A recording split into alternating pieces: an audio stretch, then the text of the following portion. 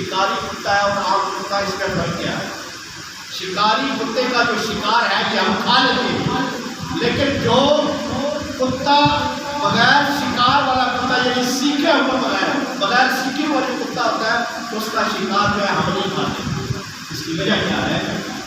اس کی وجہ یہ ہے کہ وہ علم رکھتا ہے کتا، اسے پتہ ہے کہ میں نے اس جانور کو جب میرا مالک شکار کرے گا اور میں نے اس جانور کو کیسے پکڑنا ہے، کیسے اٹھانا ہے اور کیسے میں نے اپنے مالک تک پہنچانا ہے۔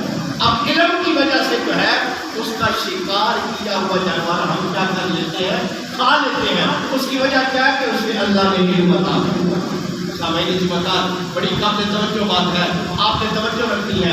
اللہ کے پیارے محبوب کریم علیہ السلام کا فرمانے والی شان ہے علم دین سیکھنے والا، علم دین کا طالب علم یا عالم دین اگر کسی قبرستان سے گزرتا ہے، کسی یہ میرا یا کسی مولوی کا یا کسی پڑھے لکھے کا فرمان نہیں ہے، بلکہ یہ محمد رسول اللہ صلی اللہ علیہ وآلہ وسلم کا فرمان ہے۔ اللہ کے نبی نے فرمایا ایک طالب علم، ایک علم رکھنے والا، پڑھنے والا، پڑھانے والا اگر کسی قبرستان کے قریب سے گزر گیا، قبر والوں کے قریب سے گزر گیا، اس قبرستان کی بستی والوں کے قریب سے گزر گیا، 40 دن تک اس قبرستان سے رب عذاب کو اٹھا لیتا ہے، رب عذاب کو اٹھا لیتا ہے، اس بستی والوں سے عذاب 40 دن تک دور ہے۔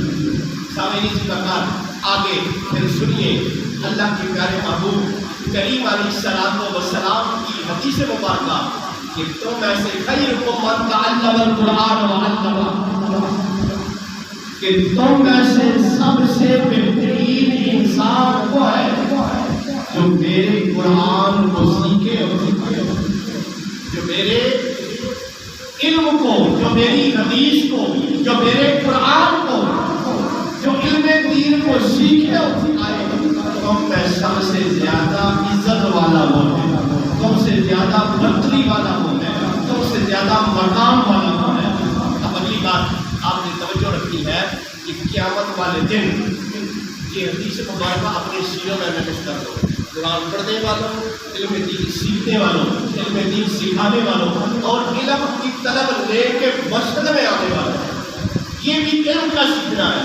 اب آپ علم کی نیت لے کے مسجد میں آئے ہیں نا، جتنی راستے میں آپ چلے ہیں، میں حدیث مبارکہ بیان کروں گا کتنی فضیلت ہے، جتنی دیر آپ بیٹھے آپ کچھ سیکھنے کے لیے بیٹھے ہوئے نا کہ ہمیں کچھ سیکھنے کو مل جائے گا، کچھ علم ہمیں مل جائے گا، کچھ ہمیں عمل کرنے کا موقع مل جائے گا۔ آپ سنیے حدیث مبارکہ۔